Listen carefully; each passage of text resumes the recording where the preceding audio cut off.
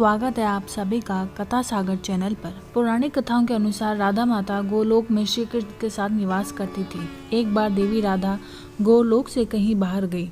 जब वापस आई तो देखा कृष्ण भगवान गोलोक में नहीं है।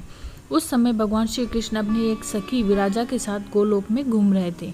यह बात जब राधा जी को मालूम हुई तो उन्हें गुस्सा आया और वो सीधे उनके पास पहुंच गई। वहां पहुंचकर उन्होंने भगवान श्री कृष्ण को काफी भला बुरा कहा।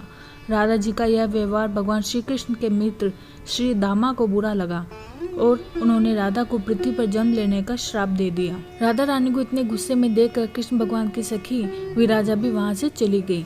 इस श्राप के बाद राधा ने बदले में श्री दामा को श्राप देते हुए राक्षस कुल में जन्म लेने का श्राप दे दिया। राधा रानी के द्वारा दिए गए श्राप कारण श्री दामा का जन्म शंखचूंड नामक दानव के रूप में हुआ था। दानव में जन्म लेने के बाद भगवान विष्णु का अनन्य भक्त बना। वहीं दूसरी ओर राधा रानी ने भी पृथ्वी पर वृषभानु के घर पुत्री के रूप में जन्म लिया।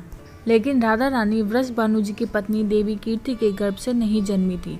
दरअसल जिस समय श्री दामा और राधा रानी ने एक दूसरे को श्राप दिया था, तब भगवान श्री कृष्ण ने राधा रानी से कहा कि आपको पृथ्वी पर देवी कीर्ति और वृषभानु जी की पुत्री के रूप में रहना है। इसके आगे भगवान श्री कृष्ण ने राधा रानी से कहा कि जब आप विवाह के योग्य हो जाएंगी तो आपका विवाह मनुष्य के अवतार में नारायण नामक एक वैश्य से होगा। वह भी मेरे अवतारों में से एक होगा। आप धरती पर भी मेरी प्रियतम बनकर ही रहेंगी, परंतु हम दोनों को वहां बिछड़कर दुख ही सहना होगा। हे राधा रानी, अब आप धरती पर जन्म लेने की तैयारी करें। सांसारिक दृष्टि में देवी कीर्ति गर्भवती हुई और उन्हें प्रसव भी हुआ, लेकिन देवी कीर्ति के गर्भ में योग माया की प्रेरणा से वायु का प्रवेश हुआ और उन्होंने वायु को ही जन्म दिया। जब वह प्रसव पीड़ा से गुजर रही थी, उसी समय वहां देवी राधा रानी एक प्यारी सी कन्या के रूप में प्रकट हो गई।